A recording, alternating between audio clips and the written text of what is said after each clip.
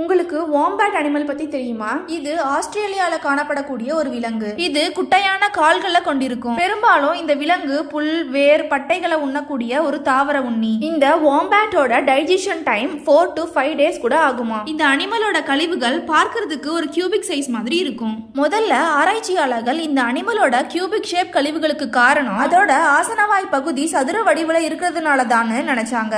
ஆனா உண்மை அது இல்ல. 2018ல ஆராய்ச்சியாளர்கள் அதோட உண்மையான காரணத்தை கண்டுபிடிக்கிறாங்க. வாம்பட்டோட குடல் பகுதிகள் ஒரு சீரற்ற நெகிழ்வு தன்மையை கொண்டிருக்கு. குடல் சுவர்கள்ல சில பகுதிகள் மென்மையாகவும் நெகிழ்வாகவும் இருக்கும். மற்ற பாகங்கள் கடினமாகவும் குறைந்த நீட்சி தன்மை கொண்டதாகவும் இருக்கும். உணவு குடல் வழியா கடந்து செல்லும் போது குடல்ல இருக்கக்கூடிய கடினமான பாகங்கள் உள்ள இருக்கக்கூடிய பொருளுக்கு அழுத்தம் கொடுத்து தட்டையான பக்கங்களா அதை மாத்துது. அதே டைம்ல மென்மையான பகுதிகள் வெளிப்புறத்துல கொஞ்சம் ப்ளோட் ஆகி கார்னரை கிரியேட் பண்ணுது. இதோட செரிமானம் ரொம்பவும் மெதுவா இருக்கிறதுனால இதோட மலம் வறண்டு டைட்டா ஆயிடுது. அதனாலதான் அது வெளியே வரும்போது கியூபிக் சைஸ்ல இருக்கு. இந்த அனிமல் அதோட இடத்தை ஐடென்டிஃபை பண்றதுக்காகவும் தன்னோட இனமான மத்த அனிமலுக்கு வாசனை மூலம் சிக்னல் அனுப்புறதுக்காகவும் அதோட மலத்தை பயன்படுத்திக்குது. இந்த இன்ஃபர்மேஷன் உங்களுக்கு இன்ட்ரெஸ்டிங்கா இருந்துச்சுன்னா இந்த வீடியோக்கு ஒரு லைக் போடுங்க. இந்த வீடியோ உங்களுக்கு பிடிச்சிருந்ததுன்னா நம்ம சேனலை சப்ஸ்கிரைப் பண்ணி சப்போர்ட் பண்ணுங்க. தேங்க்யூ.